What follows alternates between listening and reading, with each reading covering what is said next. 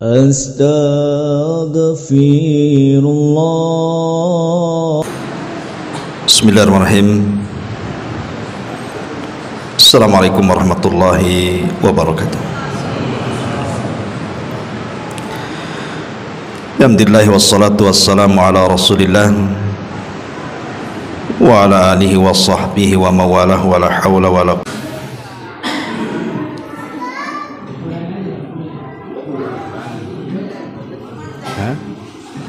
Alhamdulillah.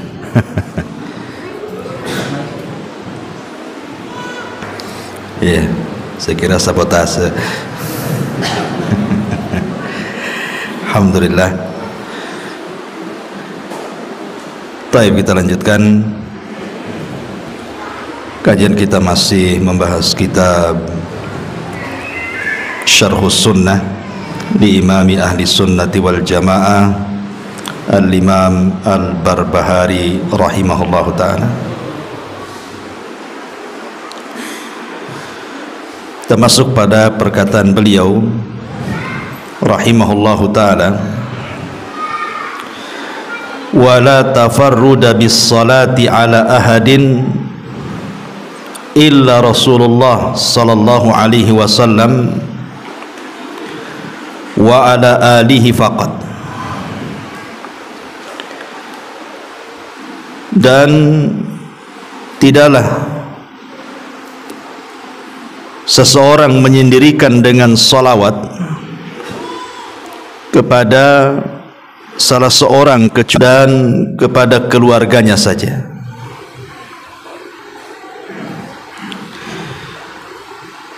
Di sini terjadi silang pendapat di antara para ulama. Apakah salawat itu memang khusus bagi Nabi sallallahu alaihi wasallam dan juga keluarganya saja,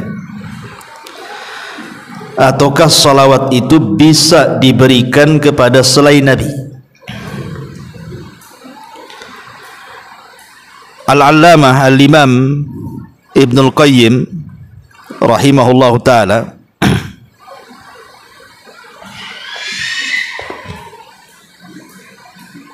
tes satu. Jadi Imam Ibnul Qayyim rahimahullahu ta'ala menyebutkan dalam Jala'ul Afham, di mana beliau menukilkan tentang ijma' para ulama, anna salata ala jami'in nabiyyina masyru'atum minhum. Asy-Syaikh Muhyiddin An-Nawawi rahimahullahu ta'ala wa ghairu. Ada kesepakatan atau ijma, konsensus ulama, bahwa mengucapkan salawat kepada seluruh para nabi disyariatkan. Di antara yang berpendapat yang mensyariatkan adalah Al-Imam Muhyiddin, atau dikenal dengan Al-Imam An-Nawawi rahimahullahu ta'ala, dan yang lainnya. Tetapi ada riwayat Imam Malik bahwa tidak boleh bersalawat kecuali kepada Nabi saja. Imam Malik mengatakan tidak boleh bersalawat kecuali kepada Nabi saja. Inilah yang dikatakan oleh Imam Barbahari. Akan tetapi sebagian ulama mengatakan, seperti Syekh bin Baz rahimahullah ta'ala mengatakan, tidak mengapa seseorang itu bersalawat kepada selain Nabi, seperti mengatakan Allahumma salli ala ali fulan, Allahumma salli ala abi fulan.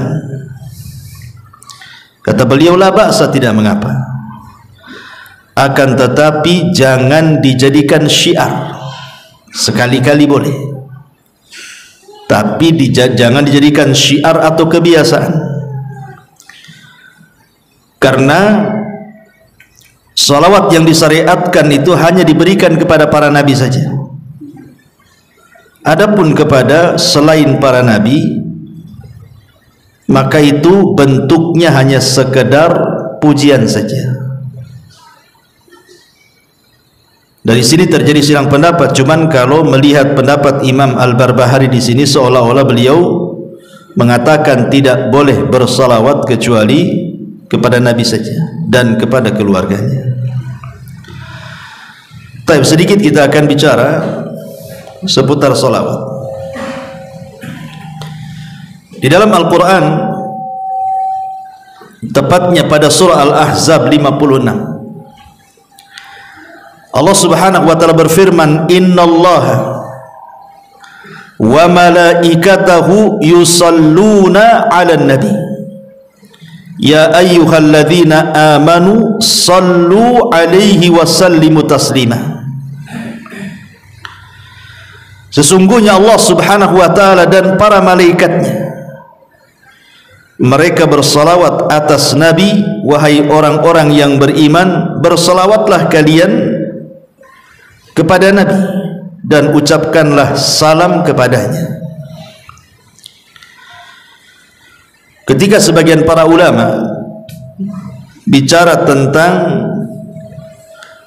keutamaan Nabi Adam alaihi salatu wassalam, bahwa di antara keistimewaan Nabi Adam adalah para malaikat sujud kepada Adam. Ketika Allah Subhanahu wa ta'ala berfirman, wa idh qala rabbuka lil malaikati isjudu li Adam fasajadu illa iblis. Dan ketika Rabbmu berkata kepada para malaikat, sujudlah kalian kepada Adam, semua malaikat sujud kepada Adam. Maksudnya di sini sujud penghormatan, bukan sujud ibadah. Ada juga yang mengatakan bahwa sujudnya para malaikat kepada Adam itu bukan kepada jasadnya, tapi kepada ruhnya. Karena yang mulia pada jasad manusia itu bukan jasadnya, tapi ruhnya. Ada juga yang berpendapat sujudnya malaikat itu kepada Adam seolah-olah menjadikan kiblat bagi para malaikat, seperti kita sujud mengarah ke Ka'bah, karena kita jadikan kiblat, bukan menyembah Ka'bah. Terlepas daripada takwil para ulama, apa maksud sujudnya para malaikat kepada Adam, yang jelas bukan sujud ibadah. Sehingga sebagian ulama mengatakan, lihat bagaimana Adam dimuliakan dengan sujudnya para malaikat, tapi tidak ada malaikat yang sujud kepada Nabi. Malaikat sujud kepada Adam, tapi tidak sujud kepada Nabi SAW. Kalau begitu Adam lebih mulia dibandingkan Rasul. Kita katakan tidak. Rasul kita Muhammad SAW jauh lebih mulia dibandingkan Adam. Mana dalilnya? Ini dalilnya. Innallaha wa malaikatahu yusalluna 'alan nabi. Sesungguhnya Allah dan para malaikatnya, mereka bersalawat kepada Nabi. Secara bahasa, antum yang belajar bahasa Arab, sujudnya para malaikat kepada Adam itu cuma satu kali. Makanya menggunakan fi'lul madhi, fi'il madhi, fasajadu, bukan fayasjudu, tapi fasajadu. Artinya sujudnya sudah lampau dan hanya dilakukan satu kali. Tetapi salawatnya Allah kepada para malaikat dan juga para malaikatnya kepada Nabi SAW adalah senantiasa terus menerus. Makanya menggunakan fi'lul mudhari, yusalluna, salla yusalli, menggunakan fi'il mudhari. Dan fi'il mudhari itu diantara faedahnya adalah al-istimrar, terus menerus. Jadi bukan sekali saja bersalawat, tapi terus menerus bersalawat.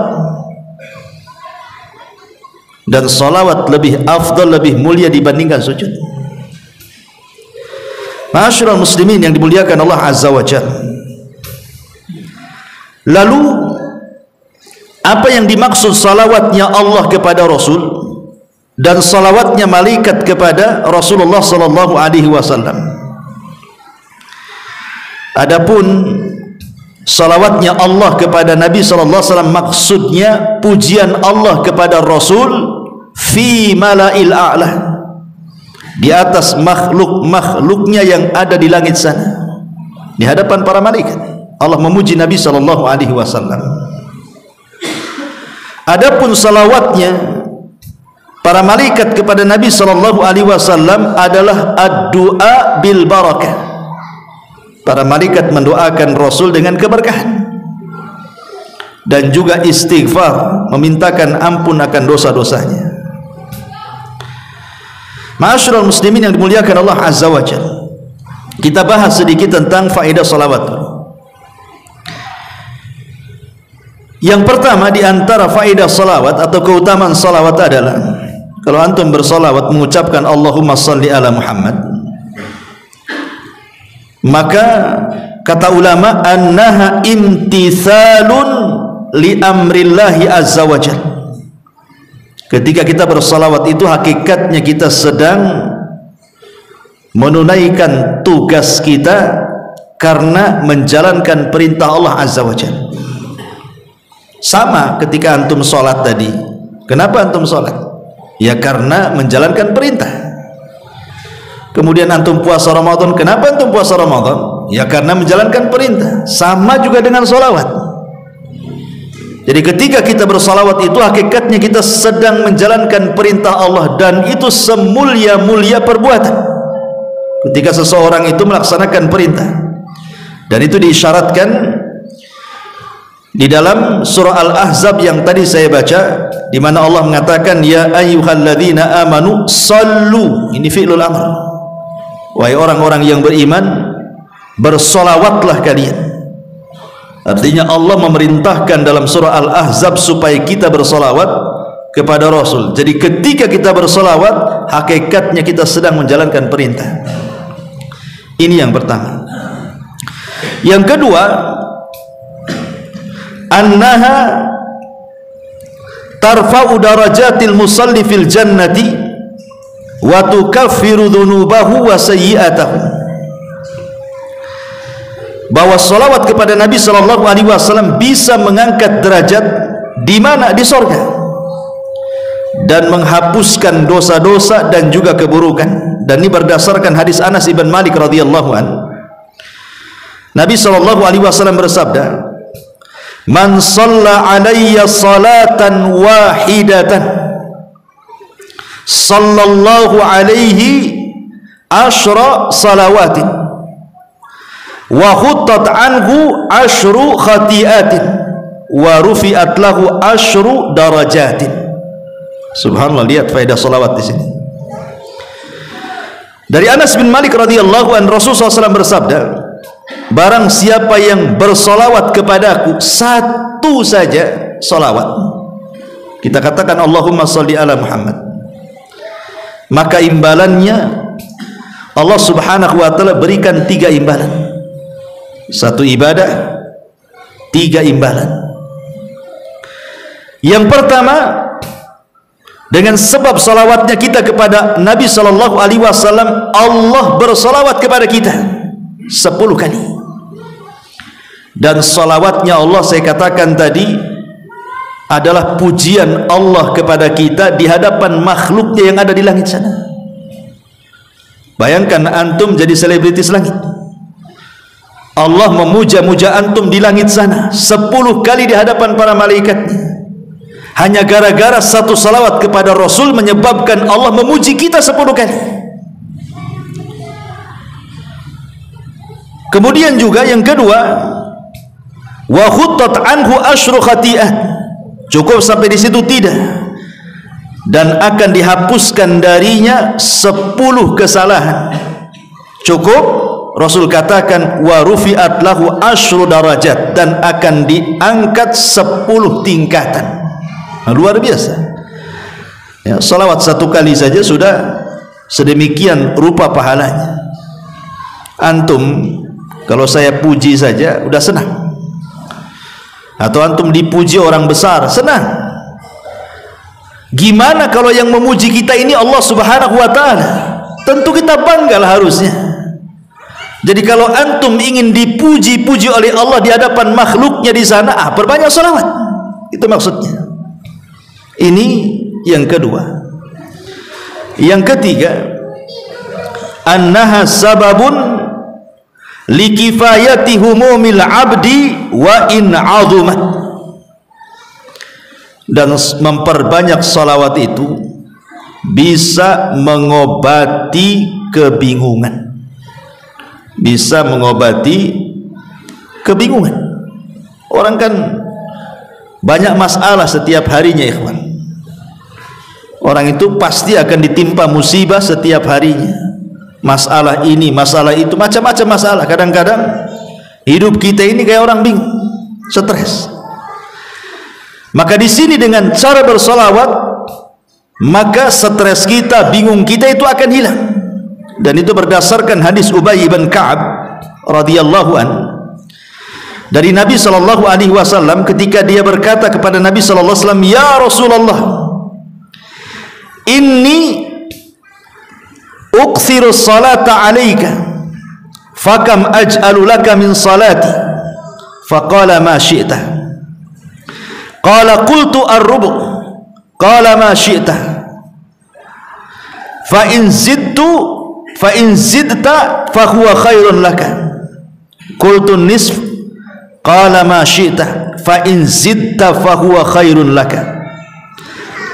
Qala qultu,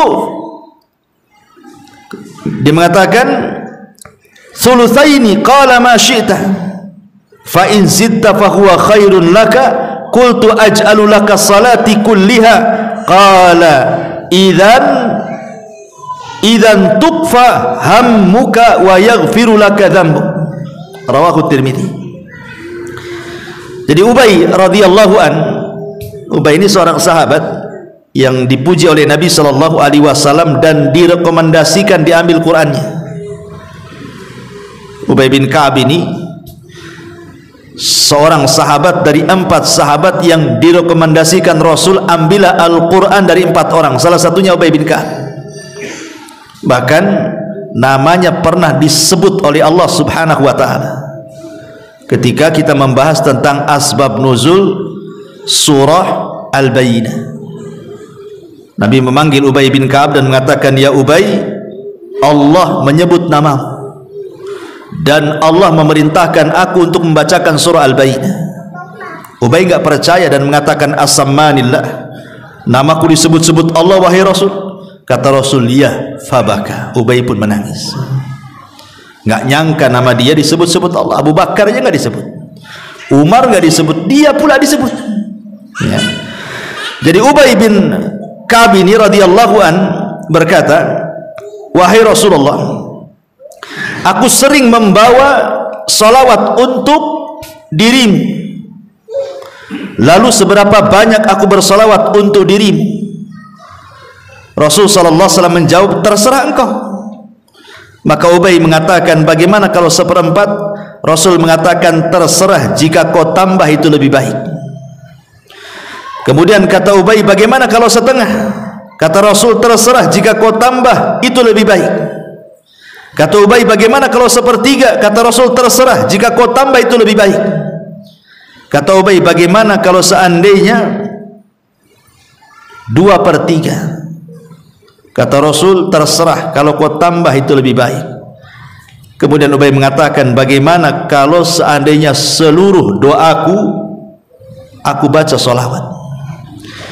Maka Nabi SAW mengatakan, "Kalau begitu engkau dicukupkan dari dukamu dan dosa-dosamu akan diampuni Allah Subhanahu wa taala." Syahidnya di sini, idzan tufaham.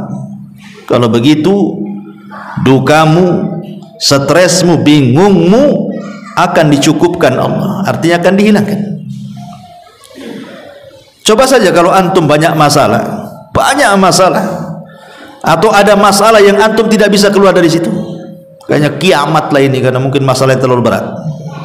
Coba perbanyak salawat saja pagi, siang, sore, insya Allah masalahnya akan diurai. Antum harus yakin dengan hadis ini. Antum nggak yakin itu karena nggak diamalkan masalahnya. Kalau stres malah tidur kan, itu bangun tidur stres lagi lah. Gitu ya. Taib. Kemudian yang nomor 4,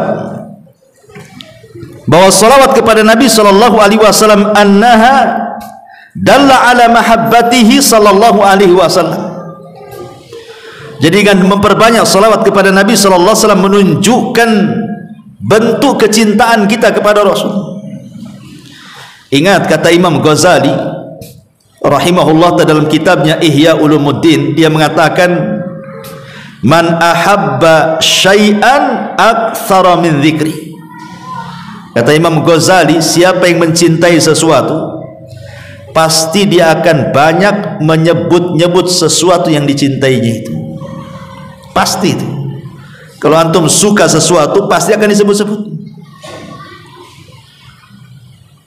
Lah orang yang cinta kepada Nabi sallallahu alaihi wasallam maka dia akan menyebut-nyebut orang yang dicintainya. Seperti antum mencintai istri antum, tidak mungkin antum menyebut-nyebut istri tetangga pula, marahlah istri antum. Ya.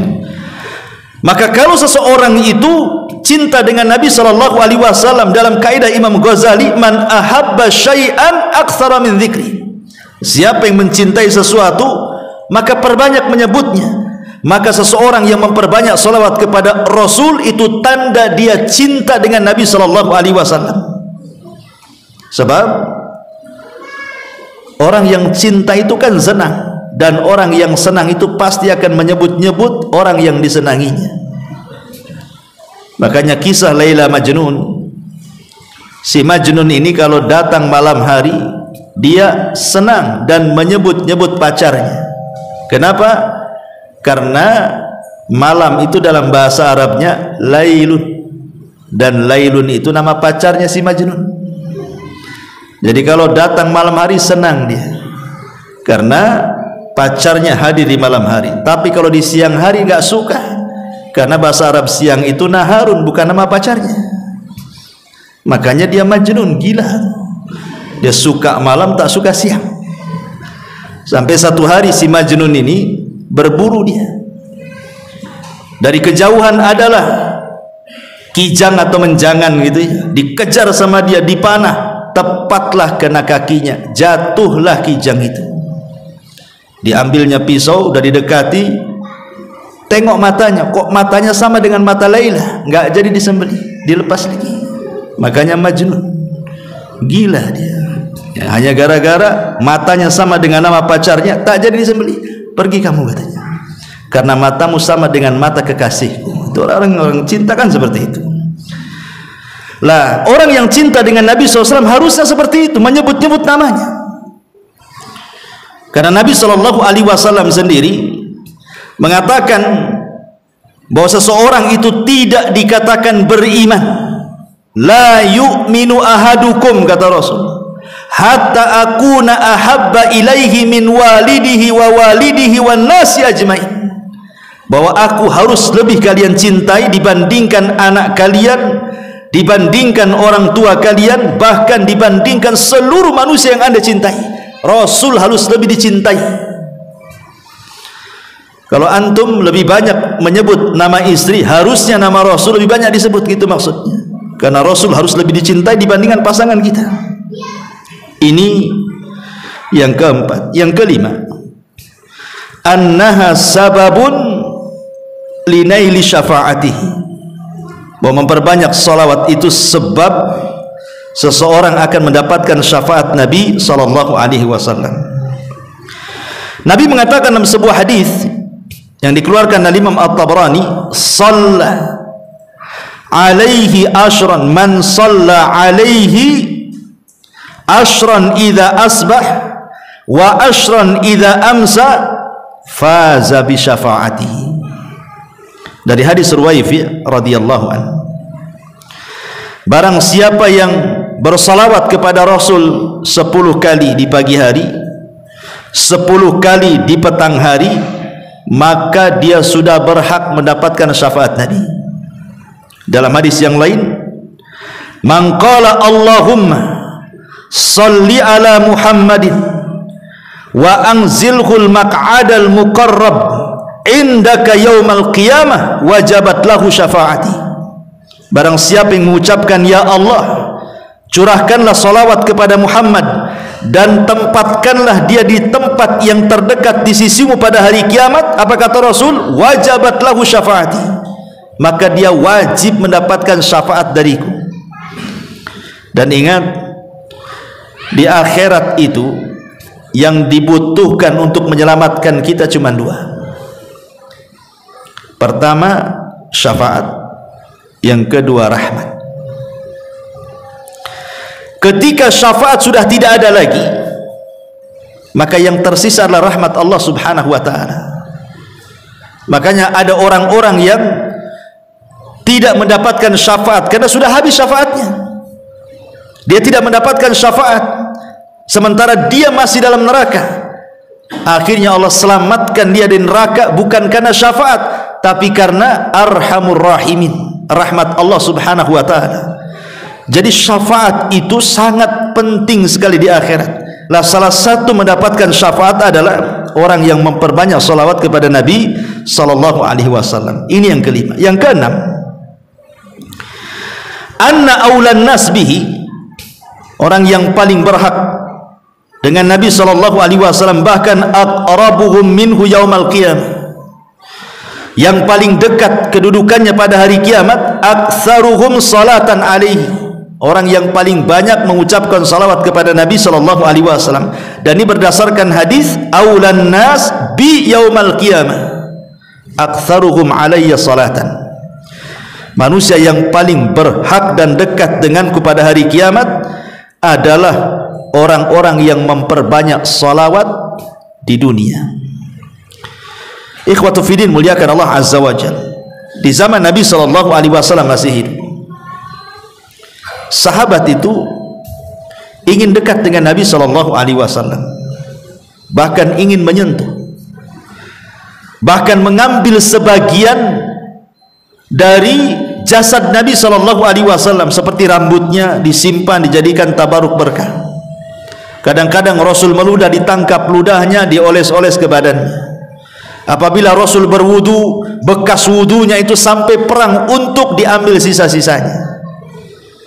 Bahkan ada seorang sahabat ketika Nabi SAW sedang sakit, kemudian dia minta qisas dan minta dibuka pakaian Rasul, dia pun membukanya, kemudian tidak jadi qisas, hanya ingin menempelkan kulit dia dengan kulit Nabi saja, karena keinginan kedekatan para sahabat dengan Nabi, gitu maksudnya. Lah, kita ini tidak hidup di zaman Nabi, tapi apakah mustahil kita ini bisa dekat dengan Nabi? Tidak, bahkan ini sesuatu yang mungkin. Kapan itu? Ya kelak pada hari kiamat. Kapan lagi? Di dunia nggak mungkin kita ketemu dengan Nabi. Satu-satunya tempat berjumpa kita dengan Nabi adalah kelak pada hari kiamat. Lah, supaya kita lebih dekat dengan Nabi sallallahu alaihi wasallam, dalam hadis ini aulan nas bi yaumal qiyamah aktsaruhum salatan. Orang yang paling dekat dengan Nabi adalah orang yang paling banyak salawatnya kepada Nabi sallallahu alaihi wasallam. Ini yang nomor 5. Nomor 6, inna salatal abdi wa salamahu tu'radu ala nabihi fi qabri. Sesungguhnya salawatnya seorang hamba dan ucapan selamat itu akan ditampakkan kepada Nabi dalam kuburannya. Jadi kalau saya mengucapkan Allahumma salli ala Muhammad, maka ada malaikat yang membawa salawat saya kemudian dibawa ke kuburan Nabi. Kemudian malaikat ini menyampaikan, ya Rasulullah, Abu Humairah bersalawat kepadamu. Maka Nabi SAW akan membalas 10 kali lipat salawat saya. Dan sekali lagi saya katakan, salawat itu artinya ad-du'a bil barakah, mendoakan keberkahan.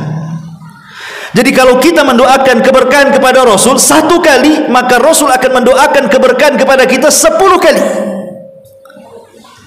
Coba bayangkan, antum didoakan Nabi loh, Nabi yang mendoakan kita. Makanya ada anak kecil Rabi'ah al-Aslami radhiyallahu anhu, belum balik di zaman Nabi. Rabi'ah al-Aslami ini dia suka membantu Nabi.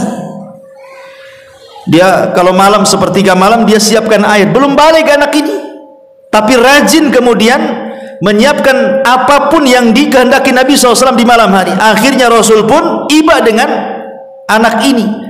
Kemudian satu hari dipanggilnya dan mengatakan, ya Rabi'ah, mintalah sesuatu aku akan beri. Ya kalau anak-anak di zaman sekarang ya pasti minta handphone lah sama Nabi. Itu ya kan, minta apa lagi, minta mainan kan. Tapi anak-anak di zaman itu bukan itu yang diminta. Anak ini belum balik, masih kecil, tiba-tiba mengatakan, jadikan aku temanmu di sorga, katanya. Inni uridu murafaqata fil jannah, jadikan aku temanmu di sorga. Lah anak kecil lo ngomong begitu lo, belum balik ini, ingin menjadi teman Nabi SAW di sorga. Kemudian Nabi SAW mengatakan, kalau begitu bantu aku supaya keinginanmu tercapai. Dengan cara apa? Perbanyaklah kau sujud. Perbanyaklah kau sujud, maksudnya perbanyak solat supaya cita-citamu tercapai satu sorga denganku, gitu maksudnya. Ini anak belum balik kan, luar biasa tuh permintaannya. Maksudnya di sini dengan hadis Rabi' al-Aslami ini, bahwa kalau kita ingin mendapatkan kemuliaan, maka salah satunya adalah meminta doa Nabi Shallallahu Alaihi Wasallam. Lah caranya gimana? Nabi sudah nggak ada. Kalau kita datang ke kuburannya juga mustahil. Mau ngomong apa di kuburannya? Maka yang memungkinkan adalah salah satunya cukup antum di rumah, di masjid, di jalan, bagi ibu-ibu mungkin di dapur, terserah di mana saja. Cukup mengucapkan salawat Allahumma salli ala Muhammad. Salawat kita di bawah malaikat sampai ke kuburan Nabi disampaikan. Habis itu Nabi SAW mendoakan kita 10 kali lipat dari salawat kita. Kita mendoakan kebaikan kepada Rasul 1 kali, Rasul mendoakan keberkahan 10 kali. Coba bayangkan, luar biasa ya, ya. Itulah keajaiban salawat. Taib ma'asyiral muslimin yang dimuliakan Allah Azza wa Jalla. Kemudian nomor 7, annaha sababun fi istijabati du'ai, bahwa salawat itu sebab seseorang bisa memungkinkan untuk cepat dikabulkan setiap permintaannya. Dari Fadalah Ibn Ubaid radhiyallahu an, dia mengatakan, Nabi SAW satu hari mendengar ada seseorang dalam sholatnya dia tidak bersolawat kepada Nabi SAW. Jadi ada orang sholat kemudian berdoa, Nabi dengar, tapi dalam doanya tidak menyertakan solawat. Jadi sami'an Nabi SAW rajulan yad'u fi salatihi falam yusalli ala Nabi. Apa kata Nabi SAW? Ajilah hada, tergesa-gesa orang yang berdoa. Thumma da'ahu faqala lahu, kemudian Rasul memanggil laki-laki itu dan mengatakan kepadanya, idza shalla ahadukum falyabda bitahmidillahi wassana alaihi thumma liyusalli ala nabi sallallahu alaihi wasallam thumma la yad'u ba'du bima sya'a, kata Rasul. Sini, kalau engkau berdoa, 1, mulailah dengan pujian kepada Allah. 2, bersalawatlah kepada Nabi sallallahu alaihi wasallam, kemudian berdoalah sesukamu. Jadi Nabi sallallahu alaihi wasallam mengajarkan kepada kita bagaimana kaifiah doa. Tentu yang dimaksud doa di sini doa masalah. Karena doa itu kan ada dua. Ada doa ibadah, ada doa masalah. Kalau doa ibadah itu ya doa rutinitas antum. Doa mau tidur itu yang dibaca, besok itu lagi yang dibaca. Doa pada tidur itu juga yang dibaca. Masuk WC itu juga yang dibaca. Itu namanya doa ibadah. Doa yang dibaca secara rutinitas itu disebut doa ibadah, ya. Dan setiap ibadah itu ada doa ibadah. Ketika antum sholat, ketika antum baca Quran, ketika antum puasa, di balik ibadah itu ada doa ibadah. Karena tujuan antum sholat supaya berdoa, sholatnya diterima kan, itu sholatnya berpahala. Tetapi yang dimaksud di sini adalah doaul masalah, doa ketika antum ada masalah. Ketika usaha antum gulung tikar, ada masalah keluarga, ada masalah dengan anak, ada masalah dengan orang tua, ada masalah di kantor, macam-macam. Itu namanya doa masalah. Lah itulah doa masalah. Kalau antum meminta ingin masalah-masalah antum dihilangkan saat berdoa itu, jangan tinggalkan 2 perkara: pujian kepada Allah, salawat kepada Rasulullah, baru meminta penyelesaian. Itu maksudnya, ya. Ini yang nomor 7. Nomor 8, annaha min alamati tauqirihi sallallahu alaihi wasallam wa min dalailil iman. Jadi memperbanyak salawat itu tanda kita ini menghormati Nabi, memuliakan Nabi sallallahu alaihi wasallam, dan itu dalil dari keimanan kita kepada Nabi sallallahu alaihi wasallam. Berdasarkan surah Al-Fath ayat 9, litu'minu billahi wa rasulihi wa tu'azziruhu wa tuwaqqiruhu wa tusabbihuhu bukratan wa asila. Hendaklah kalian beriman dengan Allah, dengan Rasulnya, memuliakan, menghormati, dan bertasbihlah di waktu pagi dan waktu petang. Kemudian yang nomor 10, annaha sababun li tayyibil majalis atau litibil majalis wa alla ta'uda hasratan ala ahliha yaumal qiyamah. Dan salawat kepada Nabi itu untuk memperbaiki majelis, bahkan supaya majelis itu tidak menjadi kerugian kelak pada hari kiamat. Jadi kalau antum ngobrol, sebelum ngobrol, entah ngobrol berdua atau bertiga di warung kopi gitu ya, atau antum mungkin ngobrol dengan tetangga di teras atau di manalah, maka jangan lupa selipkan sholawat. Allahumma sholli ala Muhammad, baru ngobrol ya.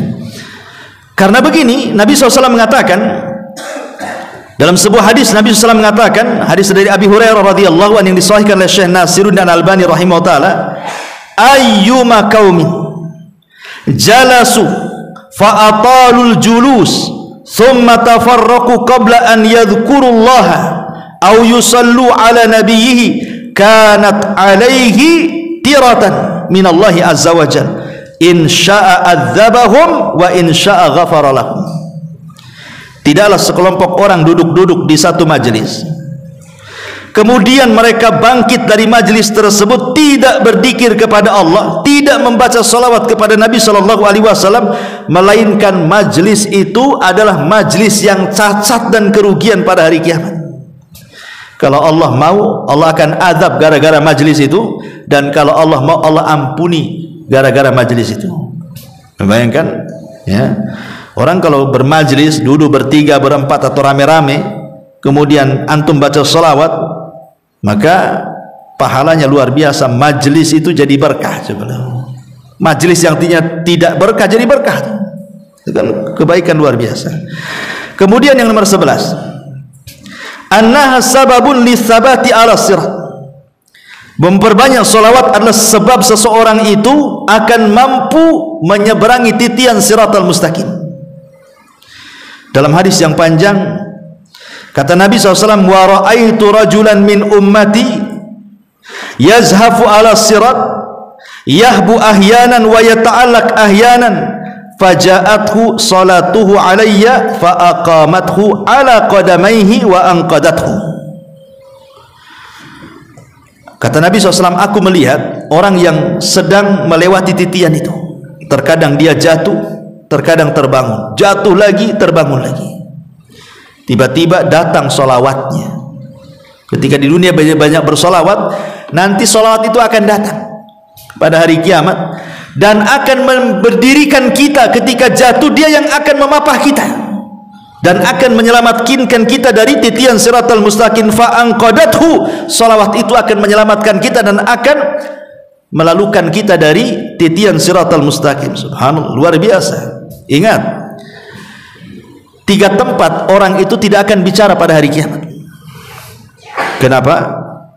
Karena orang itu sibuk masing-masing, tidak mungkin ingat orang lain. Kata Aisyah radhiyallahu anha, ketika Nabi SAW berada di pangkuan pahanya kemudian tertidur, Aisyah menatap wajah Nabi. Ketika ditatapnya, tiba-tiba Aisyah menangis. Tetesan air matanya menetes persis di pipi Nabi. Sontak Nabi bangun, duduk, ditatapnya Aisyah, kemudian mengatakan, ya Aisyah, lima tabki wa lima dumu, kenapa kau menangis dan apa itu air mata yang kau lelehkan dari pipimu? Maka Aisyah radhiyallahu anha mengatakan, ya Rasulullah, tadzakartu yaumal qiyamah. Rasul, ketika aku melihat wajahmu, aku teringat hari kiamat. Hal tadhkuru bi ahlika yaumal qiyamah, masih ingatkah engkau wahai Rasul kelak pada hari kiamat dengan istrimu, dengan keluargamu, ataukah sudah lupa dengan kami semuanya? Maka Nabi SAW mengatakan, amma fi thalathati mawatin fala yadhkuru ahadun ahada. Adapun di 3 tempat orang tidak mungkin ingat siapapun. Kemudian Nabi SAW mengatakan, 1 di tempat penyeberangan, titian Siratal Mustaqim, orang tidak akan ingat siapapun. Yang diingatnya bagaimana caranya dia bisa nyeberang dari situ. Yang kedua, inda tatayur suhuf, ketika lembaran diterbangkan, orang tidak akan ingat siapapun sampai dia mampu mengambil catatannya dengan tangan kanannya dan tidak dengan tangan kirinya. Kemudian yang ketiga, indal mawazin, saat di tempat penimbangan amal, orang tidak akan ingat siapapun sampai betul-betul kebaikannya lebih berat dibandingkan keburukannya. Artinya bahwa ketika seseorang tidak ingat apapun saat menyeberang titian Siratal Mustaqim, berarti kondisi menyeberang itu sangat menakutkan karena fokus dia, nggak ingat siapapun. Makanya Nabi SAW ketika menyeberang titian itu, beliau berdiri di ujung titian. Setiap ada umatnya yang lewat, dia mengatakan, Rabbi salim salim, ya Rabb selamatkan dia, selamatkan dia. Karena hari itu tidak ada yang bicara kecuali Nabi. Nah, salah satu yang bisa menetapkan perjalanan kita di titian itu adalah dengan memperbanyak salawat kepada Nabi SAW. Kemudian yang nomor 12, annallaha yukhrijul musalli ala nabihi minadh dhulumati ilan nur, bahwa dengan memperbanyak salawat kepada Nabi sama dengan Anda dikeluarkan dari kegelapan menuju cahaya. Dan itu berdasarkan firman Allah Azza wa Jalla, huwallazi yusalli alaikum wa malaikatahu liyukhrijakum minadh dhulumati ilan nur. Dialah yang bersalawat kepada kalian dan para malaikatnya untuk mengeluarkan kalian dari kegelapan menuju cahaya. Maksudnya dari kesesatan kepada petunjuk, ya, dari tidak tahu menau, kejahilan kepada ilmu. Jadi memperbanyak salawat itu mencerdaskan, ya. Kemudian juga yang nomor 13, annaha sababun li ibqa'i dzikril hasanil abdi, bahwa dengan bersalawat itu menyebabkan tetapnya penyebutan kebaikan kepada seorang hamba. Dan tadi saya sudah sebutkan, orang yang banyak bersalawat, Allah akan sebutkan kita di hadapan para malaikatnya dengan kebaikan, dan itu kebanggaan bagi kita. Allah memuji kita loh di hadapan para malaikat, ya. Kemudian yang nomor 14, annaha sababun lidawami mahabbatihi wa ziyadatiha, bahwa salawat itu untuk mendawamkan kecintaan kita kepada Rasul dan juga menambah kecintaan kita kepada Nabi sallallahu alaihi wasallam, termasuk juga sebab seseorang itu tidak dianggap bakhil. Mungkin dalam benak kita ketika bicara soal bakhil, pasti konotasinya orang itu kalau kita mau pinjam uang tak kasih, bakhil dia gitu. Pinjam modal tak kasih, bakhil itu. Itu kaya tapi tak pernah kasih orang. Itu mungkin konotasi kalau kita bicara soal bakhil. Tetapi sebenarnya di sana ada orang yang dikatakan sangat bakhil, lebih bakhil daripada orang nggak pernah bantu orang.